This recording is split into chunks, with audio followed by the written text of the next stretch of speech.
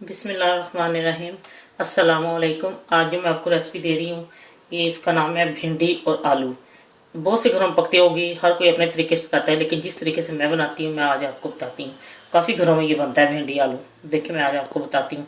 इसमें 1 पाव भिंडी है और इसमें 2 साइज बड़े प्याज हैं, आधा कप तेल है, 2 बड़े साइज के इसमें टमाटर हैं और इसमें 3 आलू हैं।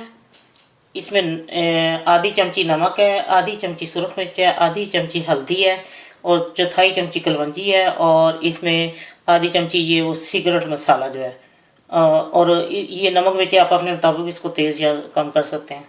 ठीक है, मैं अब आपको बताती हूँ कैसे तैयार करना है।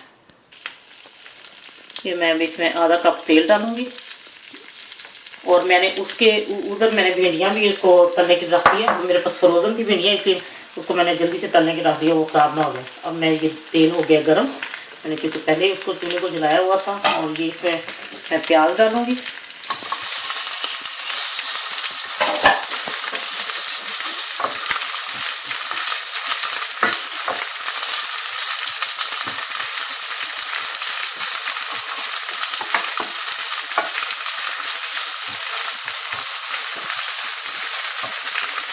भिंडियाँ भी साथ साथ तली जा रही हैं।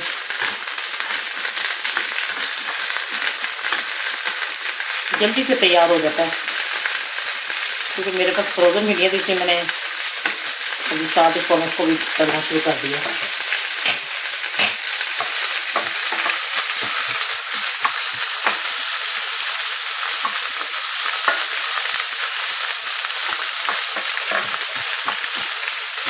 मसाले का ये ख्याल रखें कि ज़रा प्याज ज़्यादा हो तो वो अच्छे लगते हैं ना, मसाला इसका तो बनता है।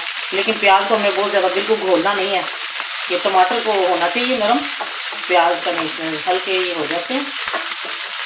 फिर मैं आपको बताती हूँ।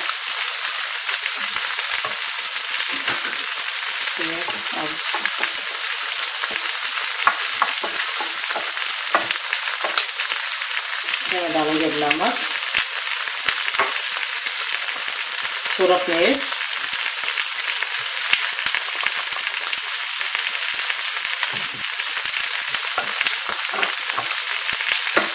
हल्दी।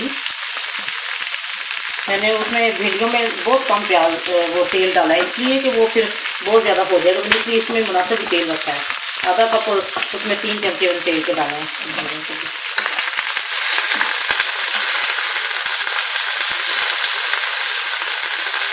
ये मसाला हो गया। अब मैं इसमें टमाटर डाल दूँगी।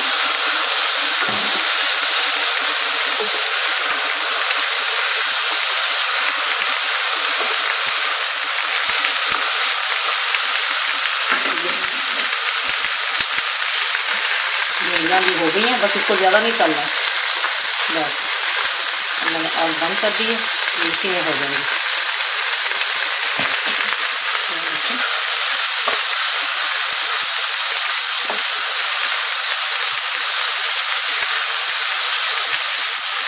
मैंने कलौंजी भी नीचे आप अपनी मर्जी से, नमक अपनी मर्जी से जो कुछ जितना डालना चाहते हैं इस तरह डालना।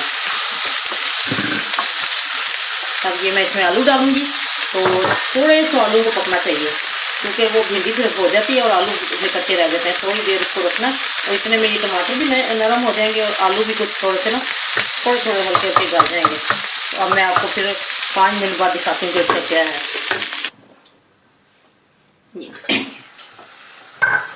तकरीबन 5 मिनट पड़े थे और आलू जो हैं वो हल्के से गल गए। अब मैं आपको बताती हूँ कि इसमें अब मैंने ये भिंडियाँ डाल देनी है। टमाटर हल होने चाहिए, प्याज नहीं ज़रूरी इसमें।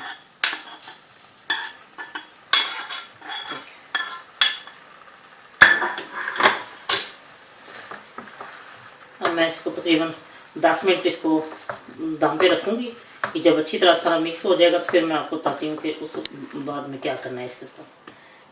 अब मैं इसको 10 मिनट के लिए छोड़ देती हूँ ताकि ये सारा मसाला भिंडियों में, सब में भिंडियाँ इतनी मैंने ज़्यादा नहीं तली कि सुर्ख हो गई, हल्की हल्की उनको फ्राई किया। ये अब इसको ये देखें मैं 10 मिनट इसको दम पे रखा और कितना खूबसूरत कलर, हर चीज़ गल गई है। ये देखें प्याजों को इस तरह रहने देना, ये इस तरह अच्छे लगते हैं, बहुत ज़्यादा घुले नहीं। तो असल चीज़ है टमाटर घुले होने चाहिए। अब ये देखिए मैं इसमें डालूंगी ये सीक्रेट मसाला। इसको अब जब आप किसी भी चीज़ में डालेंगी, दाल में या सब्जियों में, तो जब इसको दम देने के बाद इसका ढक्कन उठाएंगे ना हांडी का, तो इतनी खुशबू इसकी अच्छी आती है ना, बहुत ही मज़ेदार ये हो जाता है सालन भी, और खुशबू भी इसकी बहुत ही खूबसूरत खुशबू आती है। ये देखिए अब मैं इसको सिर्फ 2 मिनट दम पे रखूँगी और इसको बस उतार लूँगी। डिश आउट करके मैं आपको बताती हूँ। हाँ जी, ये भिंडी और आलू तैयार है। बहुत ही मज़े का, आप ट्राई करें, आपको बहुत पसंद आएगा। और इसमें आपने अपने मुताबिक नमक मिर्ची तेज़ या कम कर सकती हैं, और बिल्कुल इसी तरीके से तैयार करें तो आपको यकीनन बहुत पसंद आएगा और सब लोगों को बहुत पसंद आएगा। और जो सीक्रेट मसाला है वो इसी तरह ज़रूर डालें खुश्क सब्ज़ी में या दाल में। ठीक है, अब आपको इंशाल्लाह फिर मैं दूसरी रेसिपी के साथ आऊँगी, ये आपको बहुत पसंद आएगी। अल्लाह हाफिज़।